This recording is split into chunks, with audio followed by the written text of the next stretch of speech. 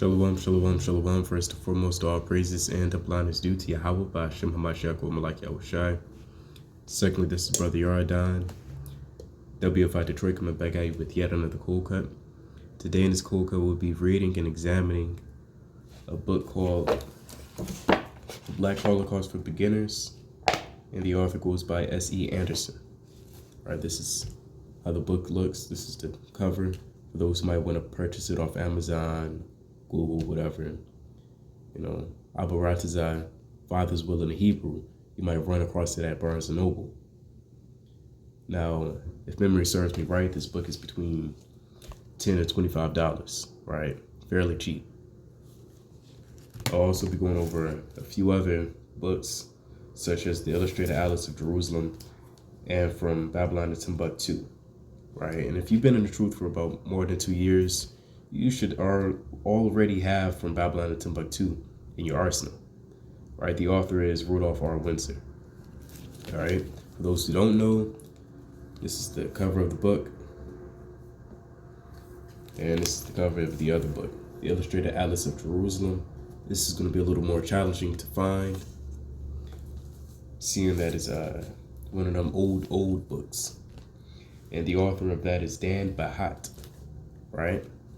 I also have prepared a few articles that we'll read into, right? All of this revolves around the history of the Jews, who are the so-called Blacks, Hispanics, and Native Americans after the Native so it won't be no confusion, right? We're the real Jews that the Bible speaks of, right? All these books and the information I'm going to show you in a few moments, all revolve around us and our history and how the nations dealt with us wickedly, right? And I say nations, not just Esau, because the nations too had a huge part in slavery, into putting us into slavery, right?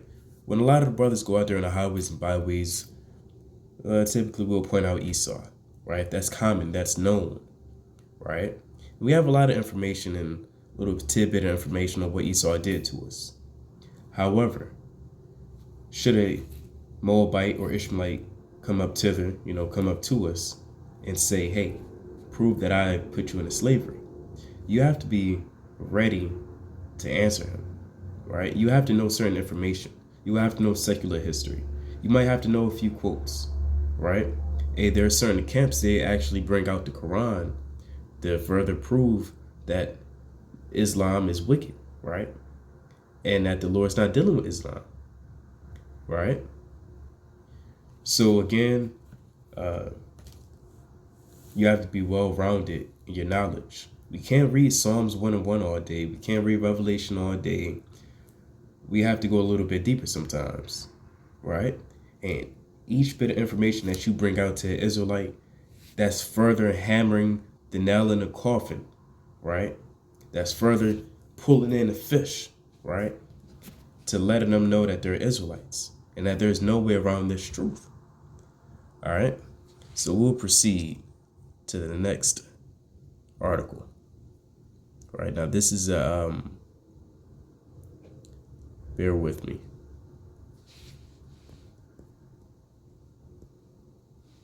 Salakia, here it is. This is Race Rebellion and Arab Muslim Slavery, the Zanji Rebellion in Iraq, right? Now, if this is boring to you, of course, let me pause too. Of course, we're going to bring out precepts, right? Let me bring this out first. Let me bring this out because I know a lot of, Salakia. I know a lot of you Israelites are probably thinking of Ecclesiastes 12 and 12. You in the comment boards already typing up Ecclesiastes 12 and 12. This is Ecclesiastes 12 and 12. For those who don't know, it reads this. And further by these, my son, be admonished of making many books. There is no end in much studies, weariness of the flesh. This verse in particular is more so touching on books such as reading the Quran, and you believe that there's going to be some type of fruit in there. You reading the Book of the Dead, the Book of Gilgamesh Epic, right? the damn East Indian books and scrolls, right? The Sanskrit, right? That's what this verse is primarily touching on. This verse isn't touching on external books that further prove the validity of the Bible, that further substantiates what's written in the Bible is true. That's not what that verse is touching on. It's touching on the unholy Quran, right? It's touching on the Book of the Mormon. That's what that verse is touching on. So when we bring out these books, right, first and foremost, we have to, kind of read through them and make sure that they're not going off, right? And if they're not going off, then it filters through the scriptures, right? In some way, shape, or form, it's proven our point, right? We can use these books to substantiate what we're saying is true. All right, let me get a precept. This is 2 Timothy chapter 4, verse 13.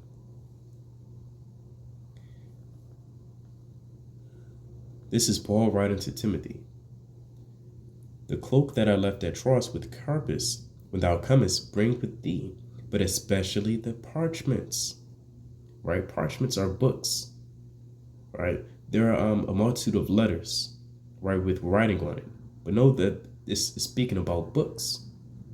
Right? So Paul, he had these other books. And it's not, of course they weren't wicked books, but he had certain books and certain knowledge to further prove the validity of whatever case he was, making mention of or, stating. And I'll get a precept.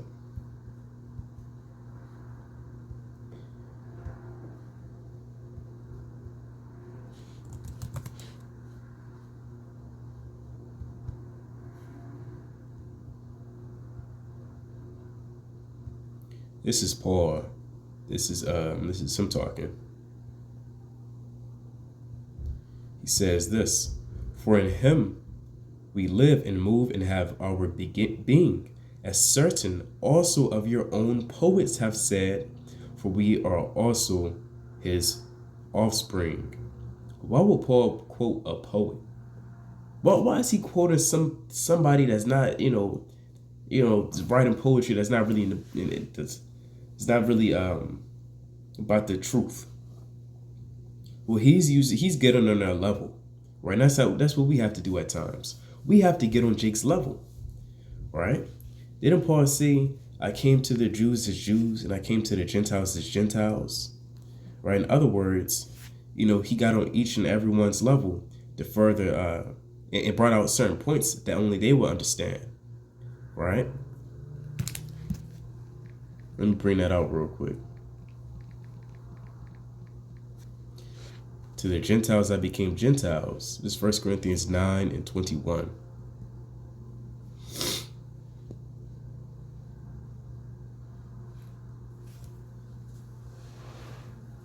To them that are without the law is without the law. Salakia. Is that what I want? Verse 20, Salakia. And unto the Jews I became as a Jew, that I might gain the Jews. To them that are under the law, as under the law, that I might gain them that are under the law. Right? So with that being said, he had to be wise. He had to be wise as a serpent, right, and harmless as a dove when it came to bringing people into the truth. And that's how we are out there in the truth. We fishing out there in the highways and byways. We have a tackle box, right? A metaphorical tackle box. And in that tackle box, you see a whole lot of bait. And there's different ways that we draw Israel in, right? Using certain books, right, that filters through the scriptures. This is another way to draw Israel in, all right? So this is Sirach 5 and 15. Be not ignorant of anything in a great matter or a small. A lot of Jakes, they'll read Psalms 1 and 1 all day and Genesis 1 through, whatever. Close the Bible, and then go to sleep. Watch some movies and Netflix, go to sleep, knock out, right? Hop on 2K. Brother, you should, it would behoove you that you get more deeper into this truth, right? So another way by getting deeper is studying the history. Because again, a Moabite can very well walk up to you and say, well, prove that I put you into slavery. There's only so many verses that mentions the Moabites putting us into slavery. So to further put the nail in the coffin, you have to go through secular history. You have to perhaps pull up a quote or a site, right, to prove your point.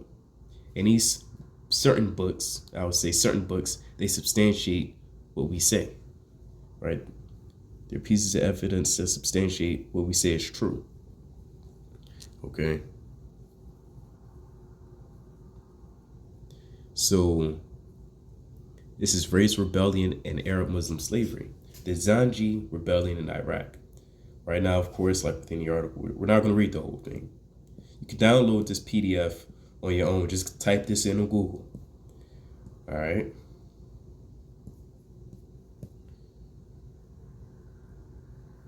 Table of contents. But I already scrolled through this and read a few here and there. So we're going to jump to page 13. There's a few points I want to touch on. All right. And it's imperative to know. So we'll be starting off with the Arabs putting us into slavery. The stinky ass Arabs, also known as, let me clarify. Let me phrase it. The Ishmaelites. That's their biblical nationality, right? The Ishmaelites today are the Arabs, the stinky Arabs. You know.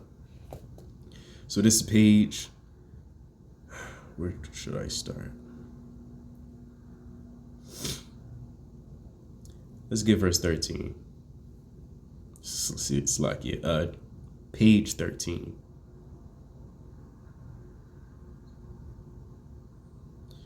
No.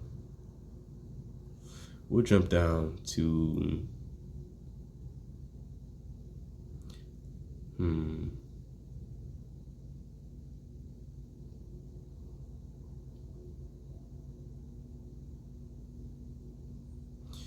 I guess we'll start here. Page 18.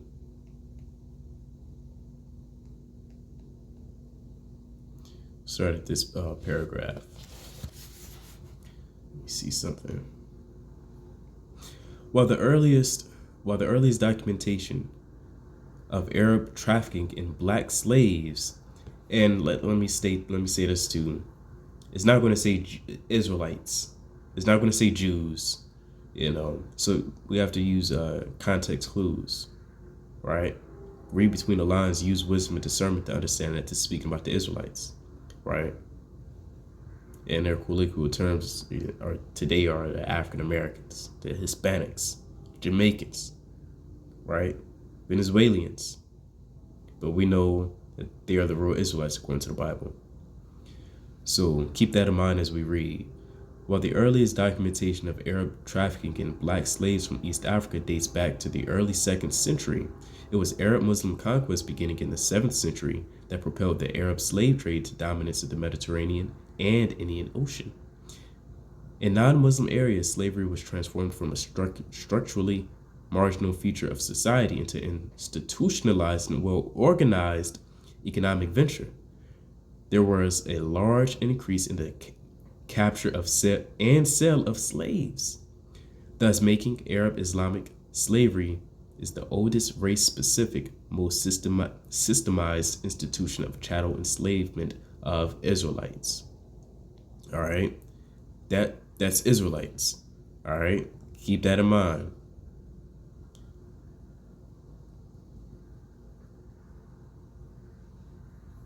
So let's keep it moving.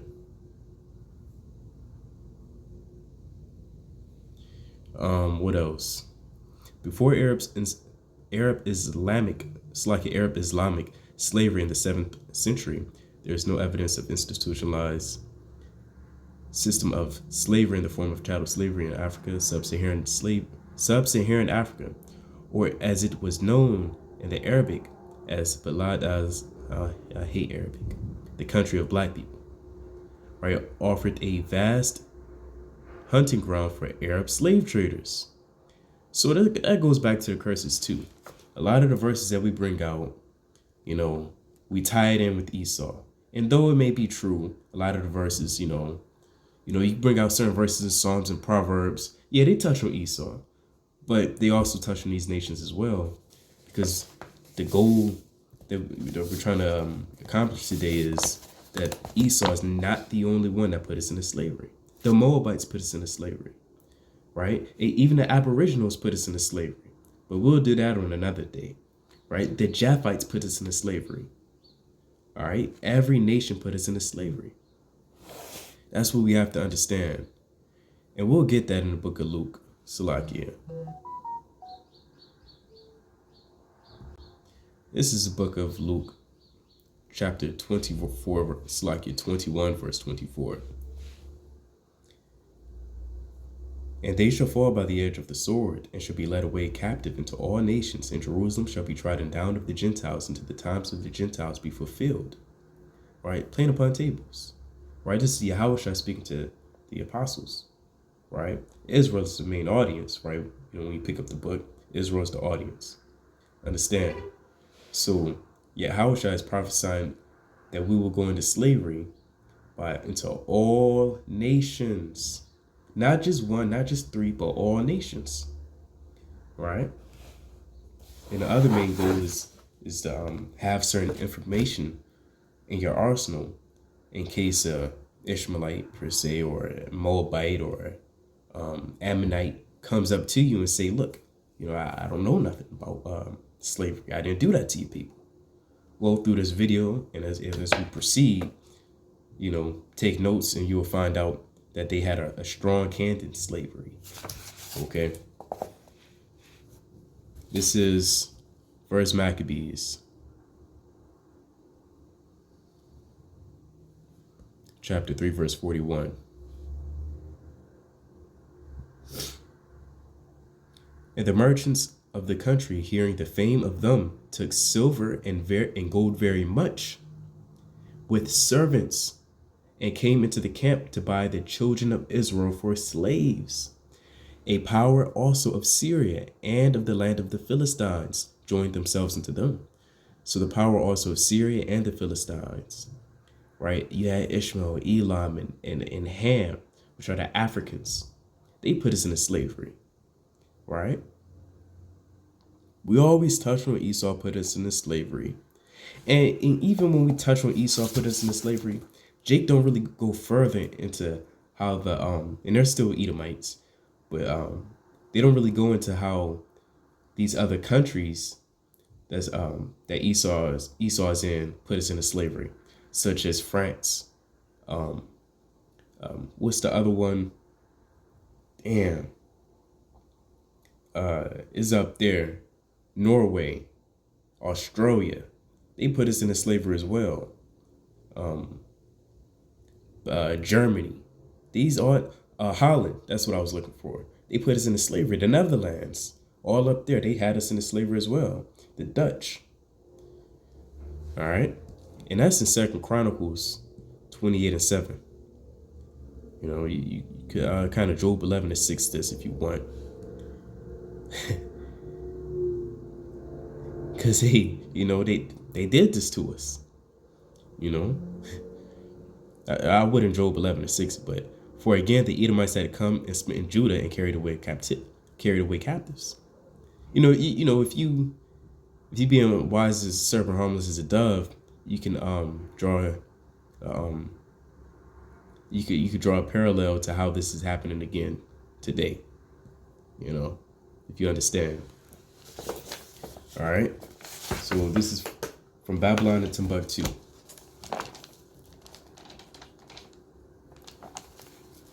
Page 40.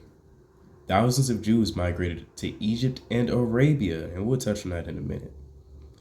When the Roman general Titus destroyed the city of Jerusalem, AD 70, this is what Yahushua specifically was prophesying, right? Jerusalem being trodden down. When the Jews revolted AD 130, Emperor Hadrian dispatched General Julius Severus to Palestine to suppress the revolt. The persecution and restrictions imposed on the Jews were so great that a large number of Jews fled into Arabia, right? This is how the Ishmaelites had easy access to us, right? Because we was already in Arabia, you know? In fact, prior to this, prior to 70 AD, we was still already in Arabia. And that's in Acts, the 2nd chapter, in the 10th verse. Right? Let's get some, let's read it contextually. It's like here.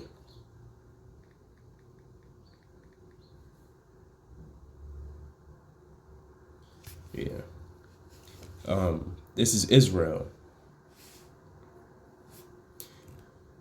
And when the day of Pentecost was fully come, they were all with one accord in one place. Who is they? That's Israel. Because only the Israelites celebrated the day of Pentecost. Jump it down. It's going to tell us. So like, let me keep reading. Let me jump down to verse 5. That's what I want. And there were dwelling at Jerusalem Jews, devout men out of every nation under heaven. It tells us which nation in verse 9. Parthians and Medes and Elamites and the dwellers of Mesopotamia and in Judea and Cappadocia and in Pontus and Asia, Phrygia and Pamphylia and Egypt, and the parts of Libya and Cyrene and Libya, that's important too, and Cyrene and strangers of Rome, Jews, proselytes, Cretes, and Arabians. So we had Israelites down there. We do hear them speak in our tongues the wonderful works of God. Here's another precept. First Maccabees chapter, Second Maccabees 2 and 10. No.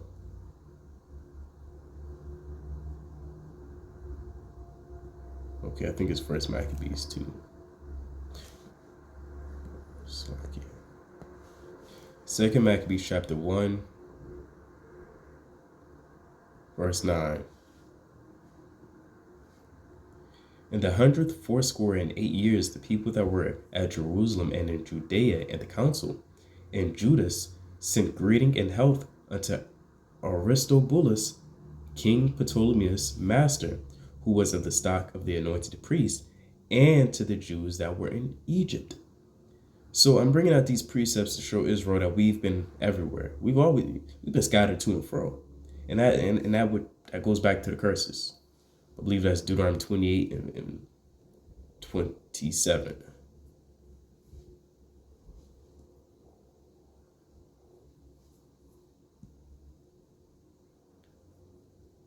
Where is that at? Or 25. Yeah, there we go. The Lord shall cause thee to be smitten before thine enemies. Thou shalt go out one way against them, and flee 7 ways before them, and thou shalt be removed into all the kingdoms of the earth. All right, so we have that understanding now. Let's go back to it. Right, to prove why, how the hell did these Israelites get down there in Arabia and parts of Africa? So let's keep reading. The country of black people offered a vast hunting ground for Arab slave traders, as important as the trans-Saharan slave trade later became to Arab slavery in later centuries. It was greatly overshadowed by the traffic in slaves emanating from Africa's east coast. Islam facilitated the growth of slavery and developed of the slave trade on a transcontinental scale. And here's a map. Before we get to that, most slaves were obtained through military conquest in North Africa and Eastern Europe as Islam's war of conquest, which produced an almost unending stream of male and female prisoners, many of whom were sold into slaves, were made into slaves. So here you have it. Now, I did a very old cold cut on the Israelites being on Colombo Island, which is, I believe, somewhere over there. Ugh. Yikes. So, somewhere over here, right? We was put in Colombo Island by the Elamites, right? So we been going to and fro. We went to India. We went back up to Arabia. We went to the I believe that's the Philippines. I could be mistaken.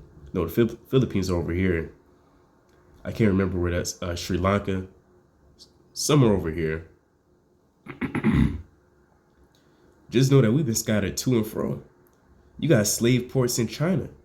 You got slave ports all over, even in India. Right? All these nations had a hand into us putting us into slavery. And that's what was said in the book of Maccabees that we quoted. So yeah, you had the you had the Western slave trade, but you also had the Eastern slave trade as well.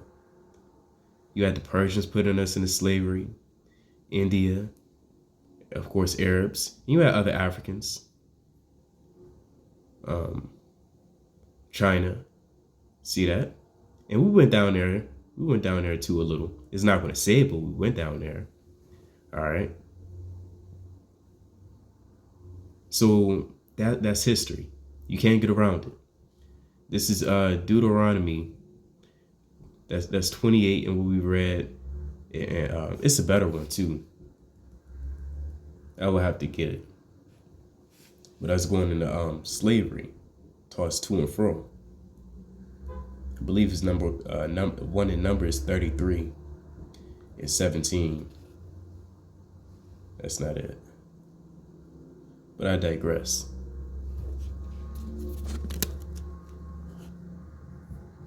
So moving on. The slave trade inaugurated a new phase of Islamization, spreading Islam, a phase, and with the spread of Islam came the transportation of Israelites, right? A phase which Muslims, Arabs believed to be sanctioned by God. But we know the Most High is not dealing with these nations. So these Arabs are under a strong delusion, right? It was in Africa that Muslims, Arabs founded access to gold, slaves, wood, ivory, and later in plantations and mining. Black slaves, Israelites, were brought into the Islamic world by ways of routes from West Africa across the Saharan to Morocco to Tunisia. I forgot to pronounce it. Tunisia, from Chad across the desert to Libya. We read that earlier. From East Africa. All right.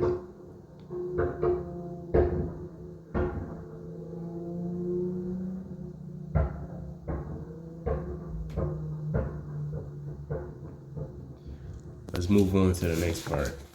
You're getting here a little and there a little. Let's get page 31.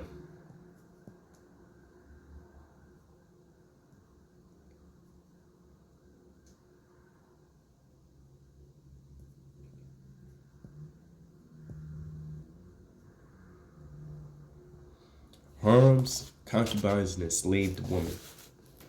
All right. Because I want to touch on this too. A lot of Israelites, they think, slavery is just whips, cotton, picking cotton, being a servant, picking apples from the tallest apple tree. A lot of our women was taken from us. Damn near all of them. That goes back to Deuteronomy 28th chapter as well. But I want to read this verse. No, I'll get the verse. This is Deuteronomy chapter 28, verse, what was it? 44. No. Thou shalt betroth a wife, and thou shalt not lay with her. 30. Thou shalt betroth a wife, and another man shall lie with her. Thou shalt build an house, and thou shalt not dwell therein. Thou shalt plant a vineyard, and shalt not gather the grapes thereof. Why? Because, all of that's going to the so-called white man, right? And to the Arabic man, and to the Chinese man, right? Because these curses don't only apply in America. You still got Israelites to this very day stuck over there in China. Still stuck over there in Arabia. Still stuck in Greece, in Holland, in I still can't remember the other names. But in the Netherlands, you got Israelites in Aruba, right? So these curses are still applied to us. And when you see Edomite with a Eve, you know, it's kind of tough to kind of chew this down, but hey, they just a concubine, right? They're his concubine, right? Because Esau is still conquering his land and still conquering lands, and they're still in authority and rulership. You know, if we're in slavery, you gotta understand, if we're in slavery and an Edomite gets with one of our women, what does that make our women in their eyes? They're concubines.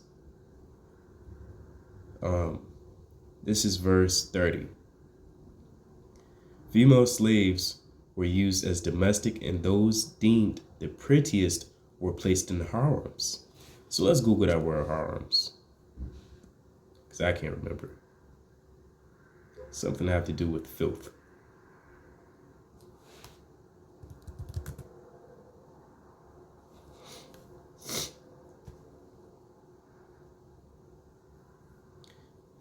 In former times, the separate part of Muslim, I would click images, but I ain't trying to do all of that. I don't know what's going to pop up. Household, wives, concubines, female harems, group of women associated with one man, the pop star, and his harem. So I guess just a collection of women that was conquered. Now they're, you know, concubines, of course, okay? So let's go back to it. Female slaves were normally used as domestics, and those deemed the prettiest were placed in harems. The large increase in the number of sizes of harems in the Islamic world was directly linked to the demand of female slaves. According to Go, let's jump down to where I wanted it.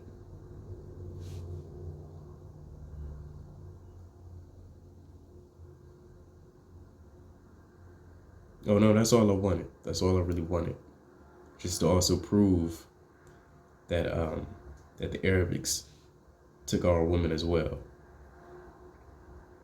We're showing you all the things that Esau is not going to show you.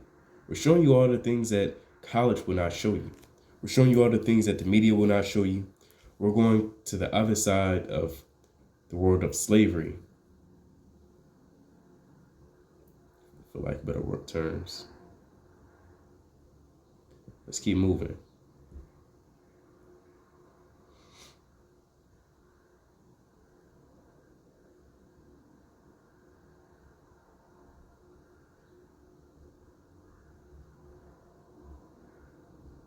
See that? See how they lusted over our women? Now, on a greater spiritual level, this happened because we broke the commandments of the Lord, right? And there's a for the life of me, I have to find it. There's a metaphor or a parable. I'll use that word in, I guess, an analogy that's in the book of Ezekiel.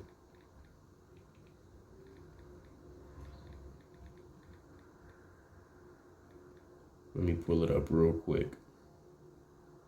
Ezekiel 23, the two adulterous sisters. This is what I want. Here we go. This is the book of Ezekiel, chapter 23. I'll start at verse 1. Let's see.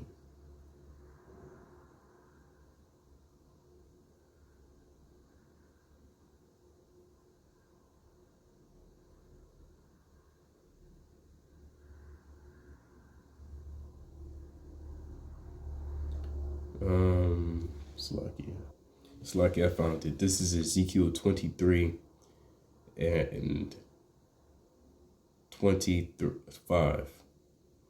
Right? I'm not going to read the whole chapter, but I'll get the crux of it, crux of what I want. And I will set my jealousy against thee, and they shall deal furiously with thee. They shall take away thy nose and thine ears, and thy remnant, and shall fall by the sword, and they shall take thy sons and thy daughters, and thy residue shall be devoured by the fire. They shall also strike thee out of thy clothes, strip thee out of thy clothes, and take away thy fair jewels. Thus will I make thy lewdness to cease from thee, and thy whoredom brought from the land of Egypt, so that thou shalt not lift up thine eyes unto them, nor remember Egypt no more. For thus said the Lord, behold, I will deliver thee into the hand of them whom thou hatest, into the hand of them from whom thy mind is alienated, and they shall deal with thee hatefully, and shall take away thy labor, and shall leave thee naked and bare in nakedness. And of whoredoms, and of thy whoredoms shall be discovered, both thy lewdness and thy whoredoms. So on a spiritual, deeper level, this is judgment because we broke the commandments, because we continue to stray away from the Lord, right? We didn't have a contrite heart, right? But on the surface, there's always levels to this thing, always bring it out. But on the lower surface level, the Most High is not going to forget what the nations has did to us, right? If you understand. So I read that because it reminded me of what we're reading right now, on how where we just read, kind of jumped the gun, I believe. According to the 20th century historian John Huniwick, Abyssinian women were of the most prized African slave women for concubinage among slave owners because of their beauty, presumably lighter skin and more Arab features. And that's Israelite, right?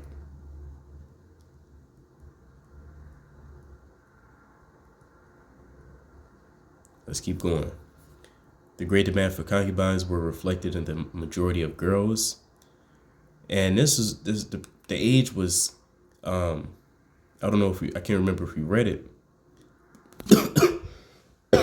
Oh no, I have it right here. I'll bring out the age. This is the book of the Black Holocaust for beginners.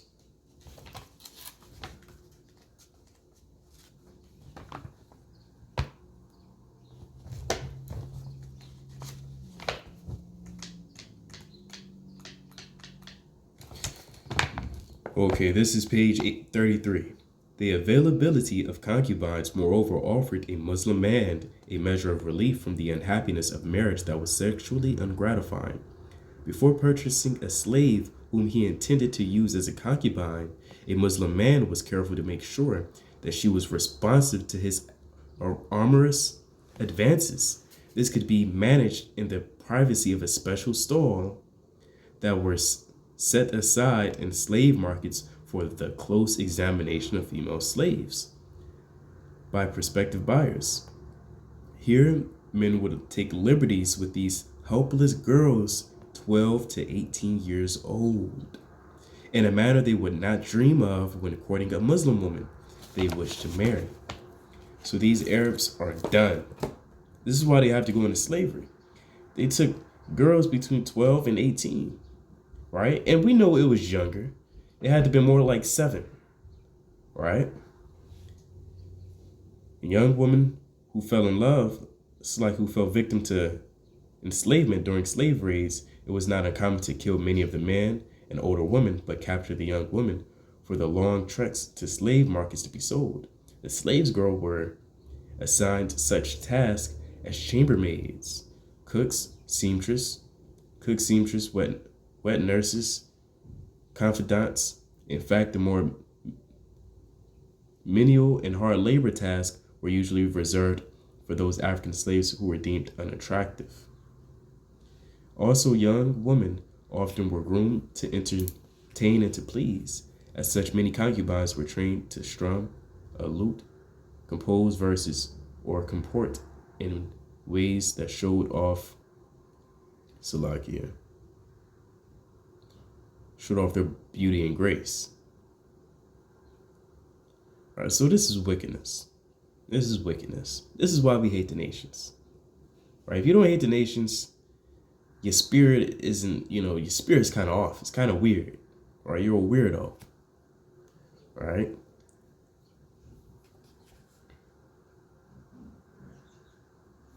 They quick read, they castrated us. Right? But I digress.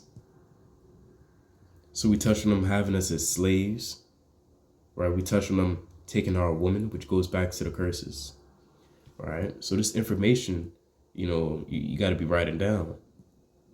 You got to take note of, take heed to. Let's see what else I had.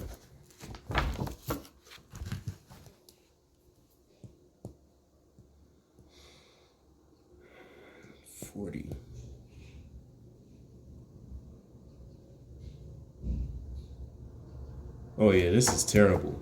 This is terrible. All right. I'll start here. However, a contradiction arises in the fact that once enslaved, the majority of slaves converted to Islam. Muslims are forbidden from enslaving other Muslims. As such, though a Muslim cannot be enslaved by another Muslim, and that's in their unholy Quran, conversion to Islam after being captured either through jihad or purchase that did not change one's fate, nor that of their offspring. So, in other words, once enslaved, the status of slavery is actually permitted, regardless of the enslaved's faith. So now they're hypocrites, right? They can't even stand by their own laws. It's like if non-belief was the primary cause of enslavement, the underlying principle for the existence of the institution of slavery in Islam, then why were slaves not granted emancipation once converted? So that's something you kind of bring up to the Ishmaelite, all right? What is the punishment in the unholy Quran if you do that? All right.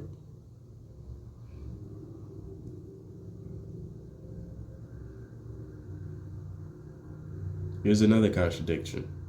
So this book kind of, he kind of condemning them. another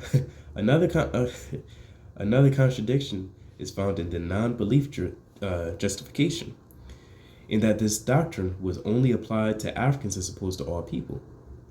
Wow. Islamic law provides sanctions for enslavement of all non-believing people.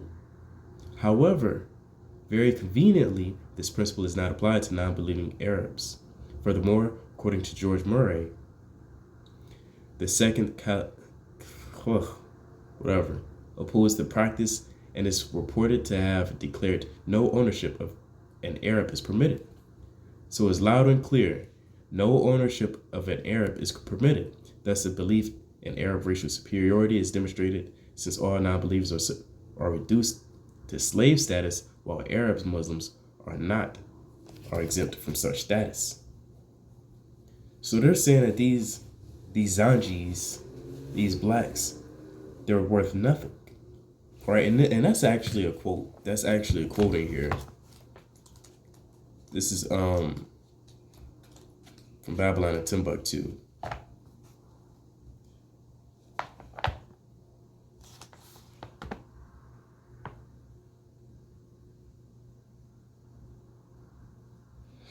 Where it says they were inferior.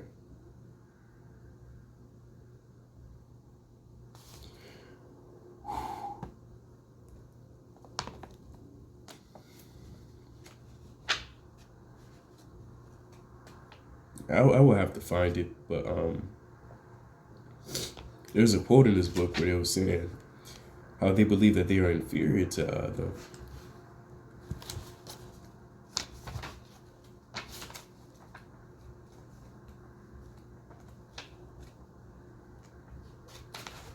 Bear with me.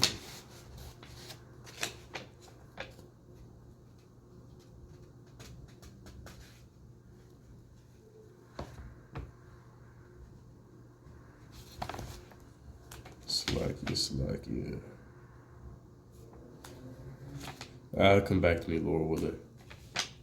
But it's not too hard to believe. Right? It's not too hard to believe that they thought that. So we can keep moving.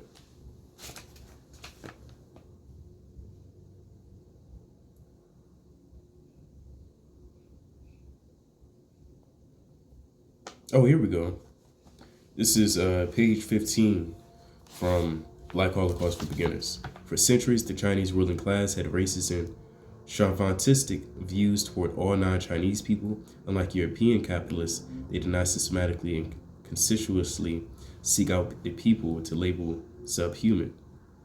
All right, but the Chinese, they looked at us as subhuman. There's another one, but that's okay. Here's where it gets to point.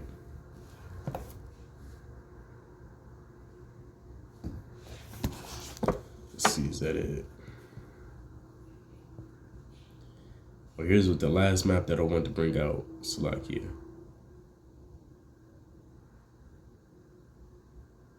They going off right there.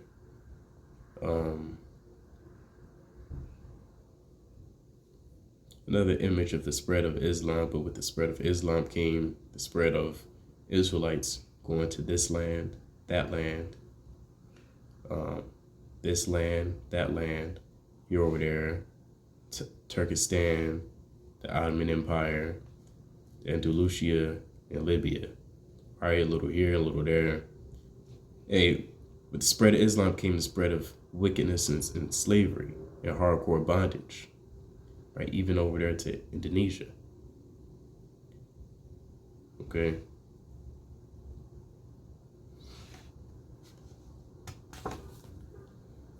So we can move on.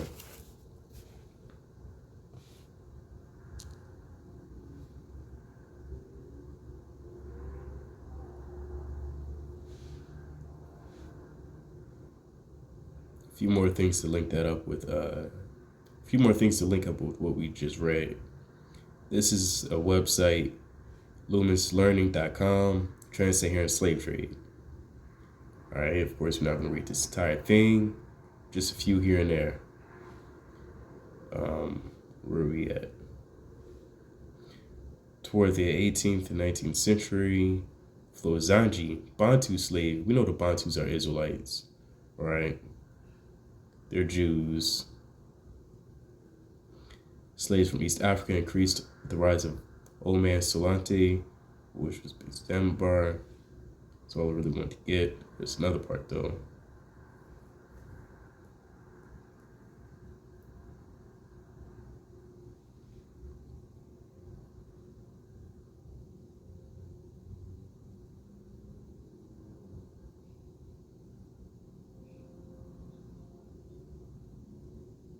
See that? The Oriental or Arab slave trade. It was Oriental. Japanese, the Moabites, the East Indians. It's like not East Indians, Moabites, the Ammonites. Those are the Orientals. Okay. And to further prove that those Orientals, those Moabites had us into slavery, all you have to do is Google the Silk Road slave trade. Right, the Silk Road was an ancient network of trade routes formerly established during the Han Dynasty of China, which linked to regions of the ancient world in commerce between 130 and 1453 CE. Now we have to pause and ask ourselves, when was the Great Wall of China built? When was it built? Around what time?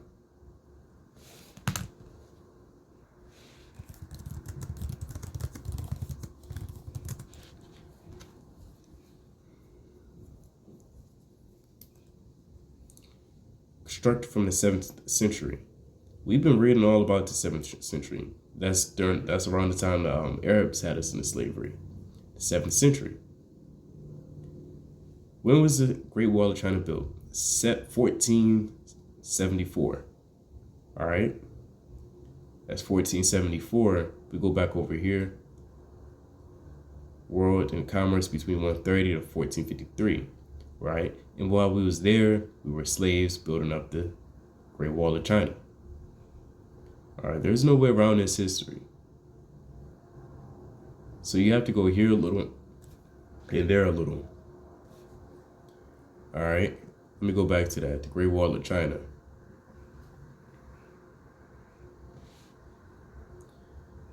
And that was during the well, before I say that, let me.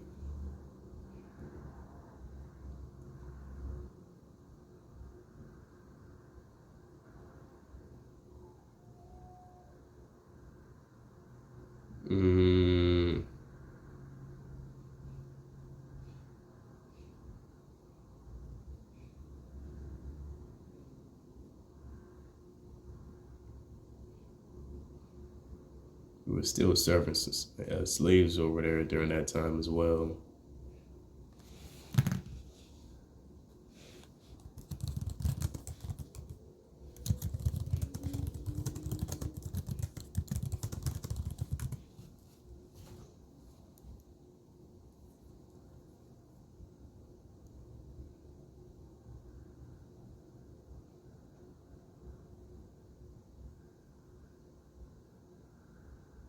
Oh, I already have it.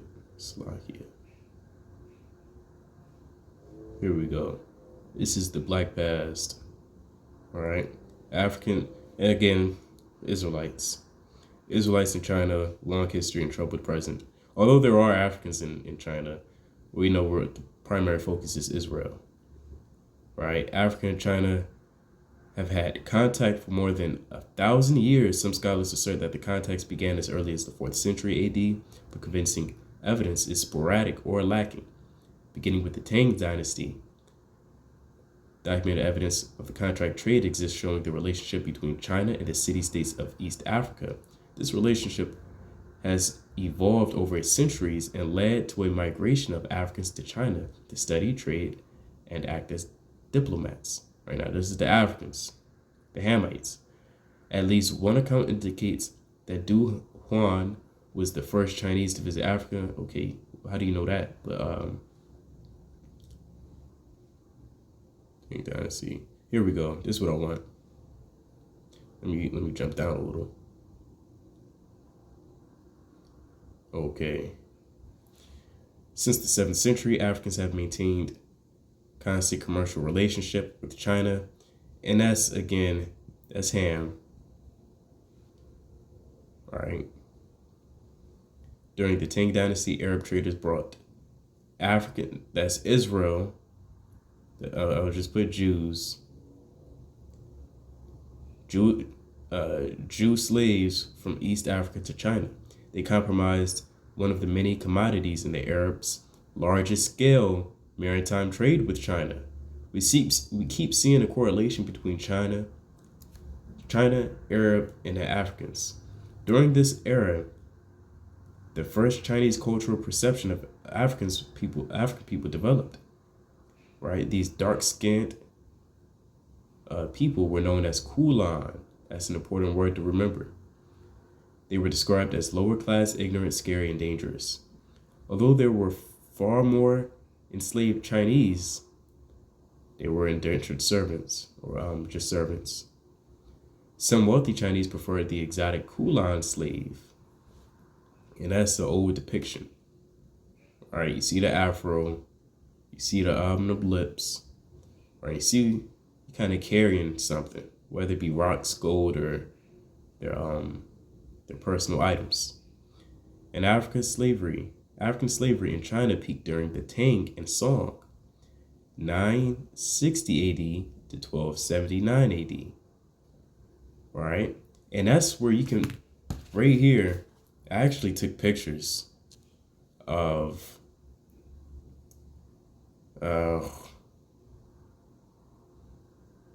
let me try to bring it up. I actually took pictures of a book. This is still the Black Holocaust for Beginners. The rough census below gives, and we focus on this area. The rough census below gives the population in the millions. So there's 100 million, right? That's 103 million. That's 257 million. And as time proceeds, 1750, still 100 million. But in Europe, we see a huge increase. This is damn near a 40 million increase. In Asia, damn near doubled, right? 1850, still 100. Right, in Europe, now it's 274. Now it's 656 in Asia. So why is it increasing? It's increasing because these Israelites kept being transferred to these different parts of the globe, right? Specifically Asia or Europe, right? As bondmen and bondwomen, pursuant to Deuteronomy 28 and 68. And then eventually during the 1900s, it's 120 million. This is millions, right? So in between from then and there, 2, 4, 6, 8, and there were 400 million Jews went into Asia. That's why the population was increasing. Okay. You will notice that both Europe and Asia roughly quadrupled 400% in size during the 350-year period between 1650 and 1900. Yet during the same period of time, Africa's population increased by only 20%. Okay. Let's see.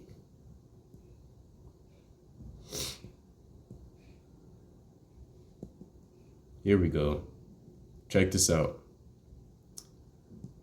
I want us to focus on this as well. And we're going to put 2 and 2 together. All right, so I need Israel to bear with me. By July 15th, 1419, Admiral Zhang, he returned to China with numerous African ambassadors. We kind of just read that, right? Let's go back to it. We kind of just read that. Wow, you see that? Wow. It's kind of my first time kind of peeping this, putting this 2 and 2 together. Wait, what was that? Salakia. Let's get this right.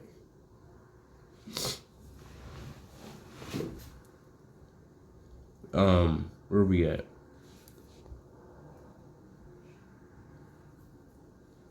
So you see this is pretty accurate. By 15, I want to read this again. Again, our main focus is over here. By July 15th, 1419, Admiral Zhang, he returned to China with numerous African ambassadors. And we kind of read that up here. We kind of read that up here. Where is it at?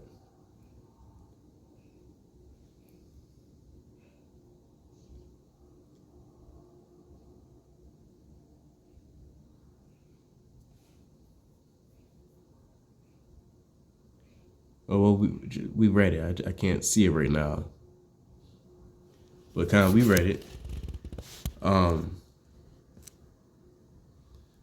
Right. Admiral Zhang, he returned to China with, it might have been another article, returned to China with numerous African ambassadors, began to negotiate trade relations. And this is Ham, right? That's Ham.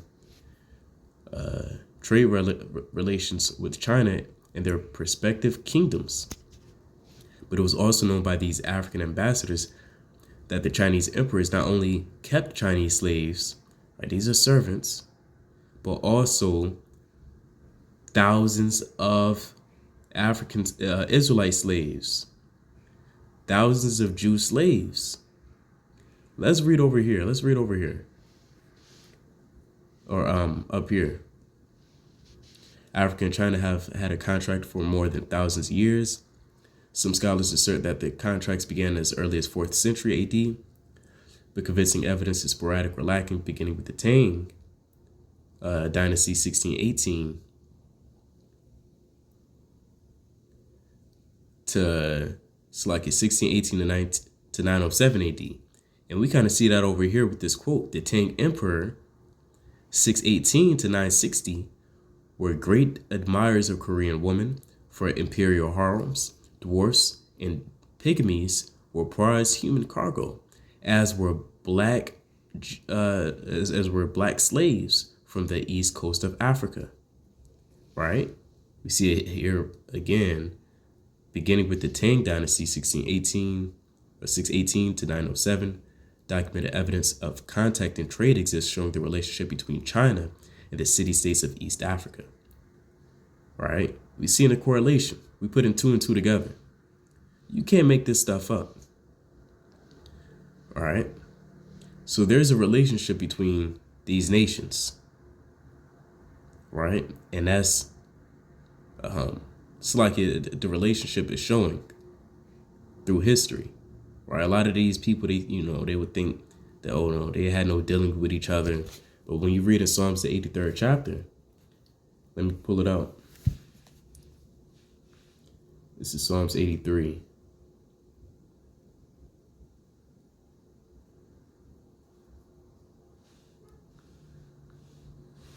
A song, or it's like a song or psalm of Asaph. Keep not thou silence, O God, hold not thy peace. And be not still, O God, for lo, thine enemies make a tumult, and they that hate thee have lift up the head. They have taken crafty counsel against thy people and consulted against thy hidden ones. They have said, come and let us cut them off and make a nation, that the name of Israel may be no more in remembrance. For they have consulted together with one consent. They are confederate against thee, the tabernacles of Edom and the Ishmaelites of Moab and Hagarenes. So there's a huge relationship with these nations. And the common goal is to destroy Israel, right? So it said Edom, so-called white man, Ishmaelites, the so-called Arabs, and Moab, right, the Chinese man. This relationship has evolved over centuries and led to a migration of Africans to China. Right? We just read that and how the population increased. It quadrupled over the times. Right? Let me read that one more time.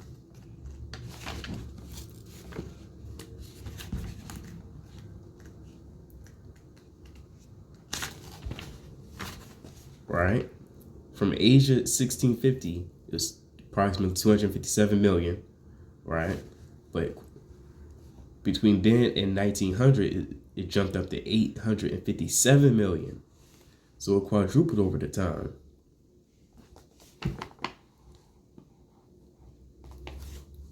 And I'm just reading them back and forth to let you know that these two articles, it's like this book and this one article links up, right? So we have to prove all things in the scriptures. That's what the Bible say, prove all things. All right, let's keep going. Africans to China to study, trade, and act as diplomats, right? Now,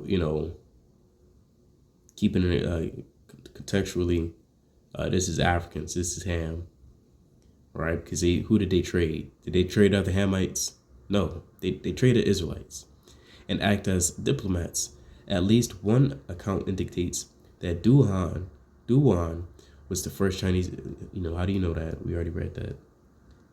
The Tang Dynasty again. Since the 7th century, Africans have maintained a consistent commercial relationship with China. During the Tang Dynasty, Arab traders brought African slaves from East Africa to China. They comprised one of the many commodities in the Arabs' large-scale maritime trade with China. During this era, the Chinese cultural perception of African people developed. These dark-skinned people were known as Kulan. They were described as lower class. Yeah, we read that. Just to let you know, these things are linking up, right? African slavery, Slovakia.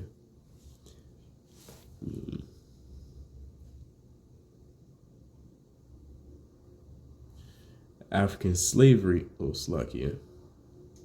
African slavery in China peaked during the Tang Dynasty in Song, 960 AD to 1279 AD.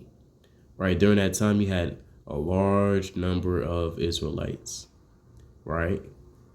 And on forward, matter of fact, let me Google real quick. Let me Google something real quick. So you can Google when the Great Wall of China started to get built. It's from 771 BC to Slovakia. The construction of the Great Wall of China began around 1474, right? Some scholars say a little earlier, around 771 BC. It's like an AD. Okay. But just know this, that you had Israel over there. They either began building it, or they was already mining, doing other things, right? Whatever else the Moabites made us do, right? Like, carry stuff for them, pick whatever. Dynasties, but the number of African slaves taken to China during the 608-year period is unclear. So they had us in captivity. It was more than that, for more than 608 years. By this point, Chinese perceptions of the Kunlun, became more complex. These perceptions range from strong and mysterious to frightening. And that's our nature. Every Israelite can pretty much attest to that. You at work and you always, other people look at you like, what's up with him? Why he look so different? All right.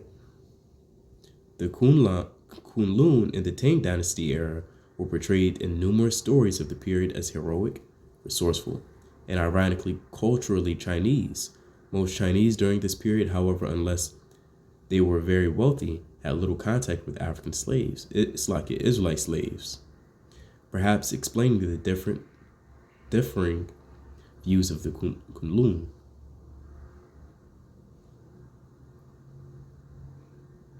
All right, you can read more about the history, right? We're not gonna read the whole article, but go do your research. All right, go do your research and you'll find out something.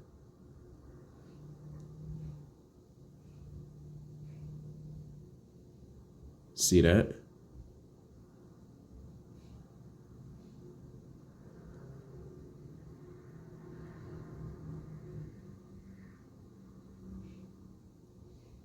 So I would say, through my studies, I would say around 1400s is when we started building that Great Wall of China.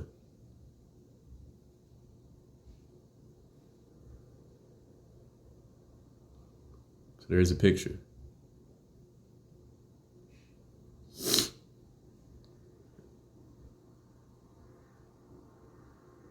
So there you have it. This is the Arab slave trade. And us being in the land of Moab.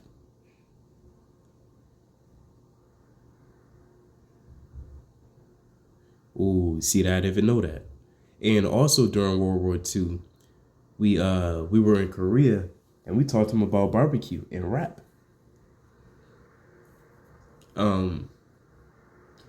It was something, but just know that we taught them rap. That might have been further down the line, but just know we taught them rap, barbecue. We taught them a whole lot of things.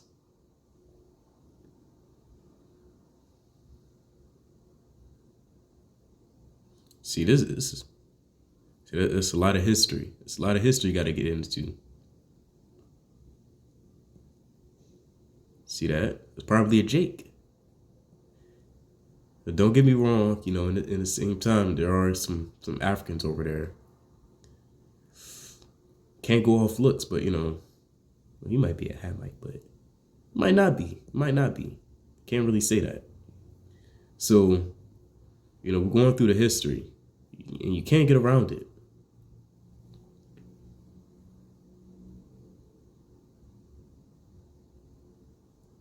See that? That's why it says the Oriental or Arab slave trade. Because it's like the Moabites had us into slavery as well. All right.